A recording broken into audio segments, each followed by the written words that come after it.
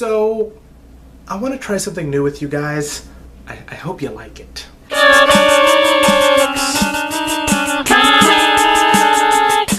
Hey guys, what's happening? My name is Richard Purnell. I am the host of the show Comics, and I'm pretty much saying that for those who are new to the show. So hi, nice to meet you. And if you're not new to this show, well, I already know you. Now, as I said at the beginning of this video, I want to try something new, and what I mean by that is I want to try a new format, a new way to do the show Comics. And that's what this episode is. This episode's essentially a new first episode. I'm kind of doing the whole reboot, back to number one kind of deal. And I know I said the poisonous word, reboot, so you're probably saying, don't New 52 us, you bastard. Don't do that. We don't want that. But trust me when I say this new version of comics will be easier on me, probably better for you, and more informational, and more, hopefully maybe more entertaining for you. I don't know. But I think this is the right thing to do. So here is what is happening with new comics. So every single new episode from now on will consist of me sitting here in front of this camera and reviewing new comic books that I picked up. And essentially how it will go is I will look at the books that I picked up on Wednesday, and then I'll read them all, and then I'll make a video reviewing them all, and I'll give one of them top billing, whatever I think is the biggest book of the week, and then I'll make that book the last book I review, and then I'll review all the other books preceding. So I'll probably piss some people off when they're going to this video thinking, wait a minute, this is not just a review of Superman Unchained #1, you dick! And if that is you, I apologize. Also, another thing that's new is that this show will now air on Thursdays. I want to try my damnedest to make each new episode air around the afternoon Eastern Standard Time every single Thursday. And if I miss a Thursday, I apologize for that. But yeah, so that's essentially what the show will be, and then at the end of the episode, I'll pick which book I think is the best book of the week. But anyways, let's get this show on the road. So let me just say, holy moly cannoli fofoli, this week was insane!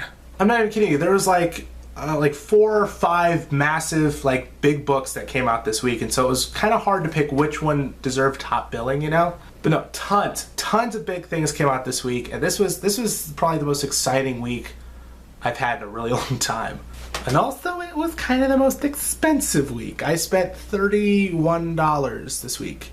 But at the end of the day, when it came down to it, obviously the biggest book for a lot of people this week, you know, probably the most popular, most wanted book will probably be this bad boy right here, Superman Unchained by Scott Snyder and Jim Lee. But before I get to this book, I got about 7 other books to review, so strap in. Now, I'm going to do this in alphabetical order. I'm not going to go, here are the DC books, here are the Marvel books, all that stuff. No, I'm going to go in alphabetical order because personally, I don't care what company you come from as long as you're good.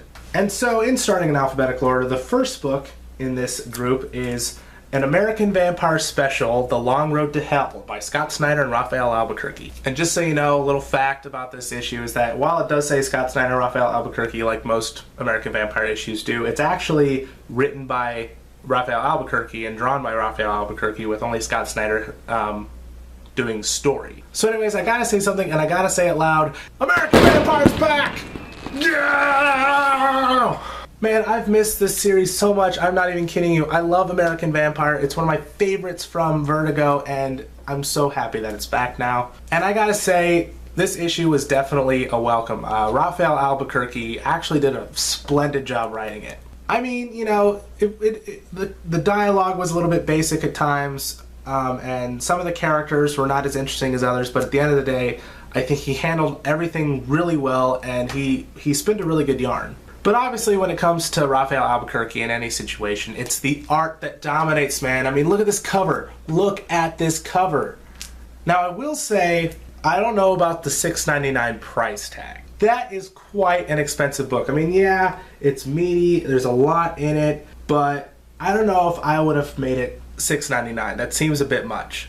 But regardless, this is definitely a welcome for American Vampire. I'm so glad that it's back. It's just a little bit expensive. Next up, we have another treat from Scott Snyder. This was a big Scott Snyder week, so if you're a fan like I am, man, we spent a lot of money, didn't we? The next book I'm going to review is Batman #21 by Scott Snyder and Greg Capullo, 0 Year. So let me just say, this was a controversial idea when it was first announced. I mean, you know, The simple idea of changing the origin of Batman will freak people out. But you know what? I said to myself, it's Scott Snyder, it's Greg Capullo, it won't be bad. It won't be. And you know what? From my standpoint, that's exactly what happened. I got a really great issue of Batman. Scott Snyder continues to do such a great job handling the characters of Gotham City, and one thing that I loved that Scott Snyder did was the way he handled early day Bruce Wayne and early day Alfred.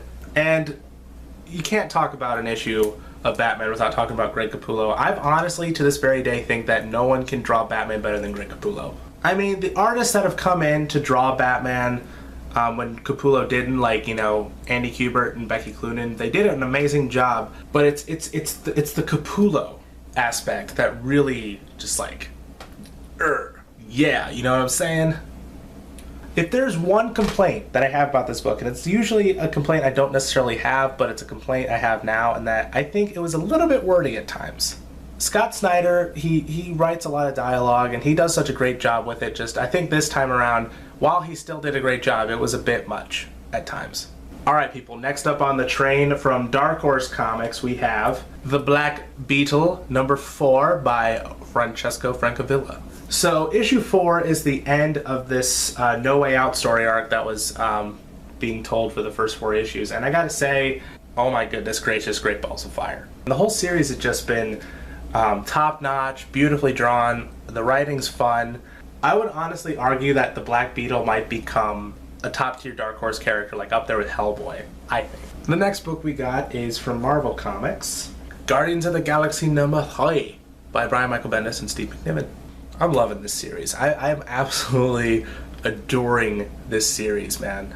Especially this issue. I always love the issues when the Guardians team up and they're always fighting all the guys. It's just so much fun to watch. And I think the big thing that makes me love the series so much is the characters. The characters are just so interesting, so like quotable. They're just so fun. Bravo! Murdered ya! I will say though, the plot I don't necessarily care for per se. It's kind of thin-lined because it's more of a fun book. But I mean, it's kind of like the Avengers. The Avengers had no plot, but I still enjoy it. I'm trying to move this along a little bit faster. You know, I got a lot of books to review, so I don't want this video to be too long. Next book I'm going to talk about from Dark Horse Comics is Star Wars number 6 by Brian Wood with art by Carlos de Anda. So I gotta say, I'm a Brian Wood fan, I'm a Carlos de Anda fan, and I'm a fan of what they've been doing with this series. All that being said, I'm kind of bored. I'm kind of bored with this series. I'm sorry, Star Wars, I'm kind of bored with you. And I don't think it's the fault of the issues, though. I just think it's the fault of just me not really being as interested as I thought I was. Next book from Marvel Comics, Thor, God of Thunder by Jason Aaron. So before I did this video, I've been hearing a lot of good buzz. People have been loving this issue. It's been getting nothing but rave reviews. And so what I'm about to say, I have a feeling will either be highly disagreed with or make people hate me. One or the other. And that thing I'm going to say is that I did not like this issue. I'm sorry. I think, honestly, of all the issues I've read of Thor, this one's probably the weakest. I'm sorry. I just think it is. For one thing, I mean, I was reading the issue and I was kind of just getting bored with it. You know, there were parts I was like, you know, blah, blah, blah, this is happening, blah, blah, blah, this is happening. And then there's some narration. I really don't care. And this was actually an issue I was actually pretty excited to read. I mean, you got all 3 Thors, you know, past, present, and future, coming up to fight Gore the God Butcher. Just, it wasn't interesting to me. And finally, the last book I'm going to review before I get to Superman. The True Lies of the Fabulous Killjoys. I gotta tell you guys, I have been waiting for this freaking comic to come out for years. So has a lot of other fans. And now that it's out, now that I have it in my hands, and now that I've read it, I am in love with it. Oh my bejeeble fleebles, people. I think you really know if I love a comic or I hate a comic if I start making up words. And if that's the case, Fleetle Flargle, Fleegen Flagen, Fleetle Flotten, oh ooh-ha.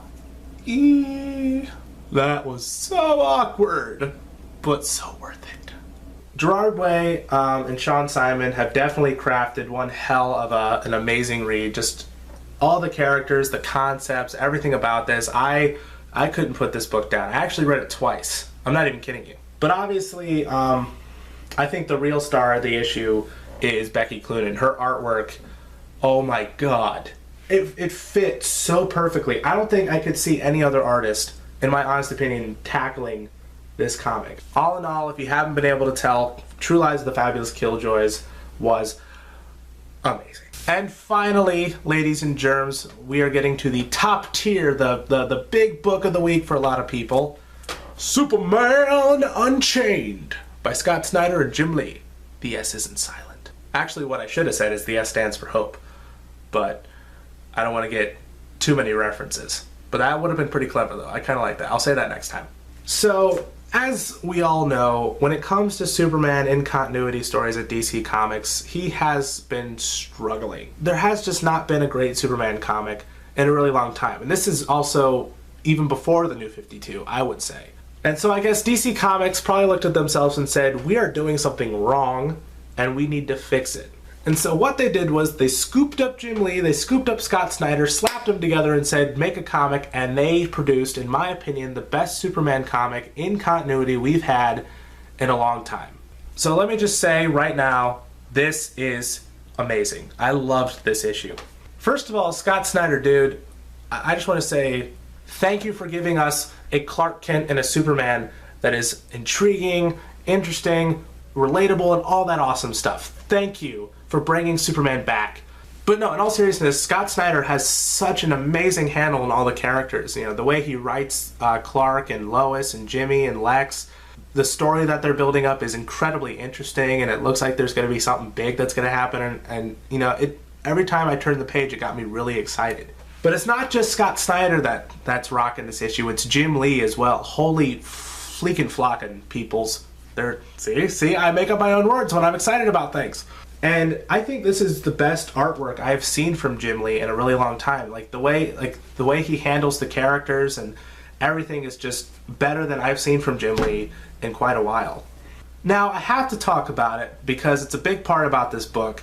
As you may have heard, when you get Superman Unchained, it actually comes with this big fold-out poster that's a part of the comic. And basically, like, you open up the book, and when you get to that part, you fold it out carefully, by the way. You carefully fold it out because it's glued. And you unfold it, and then you look at the first page, and then you read the dialogue and the captions and all that stuff on the first page, and then you turn it over, and then you do the exact same thing on the back of the poster and fold it back up and continue the book.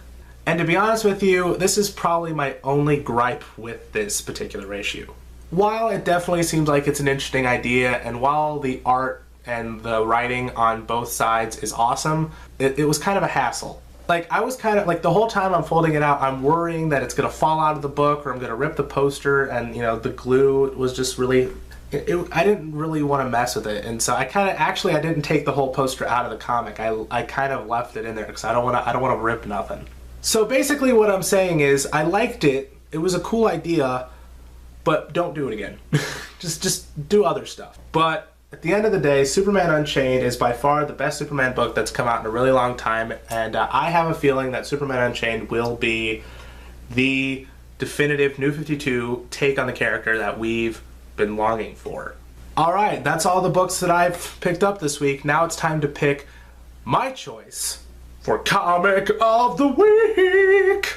Now, this was definitely a hard thing to pick because there was a lot of amazing stuff came out this week. But when it came down to it, and from my point of view, I think my favorite book was probably Killjoys. Artistically, thematically, character-wise, this book just really sold me, and I'm so glad that it's finally out.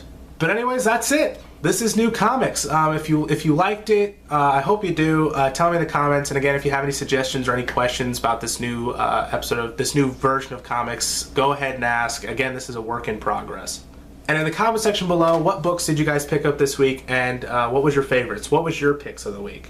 And as always, this portion of any video I ever do will never be changed, really. Don't forget to like this video, follow me on Facebook, Twitter, DirectorsCutRadio.com, and Tumblr. Links are all down below. Subscribe to this YouTube channel if you like what you see, and favorite the video because I like it when you do that. And I will see you guys tomorrow, or Saturday, or whenever point this weekend with my review of Man of Steel. Bye-bye.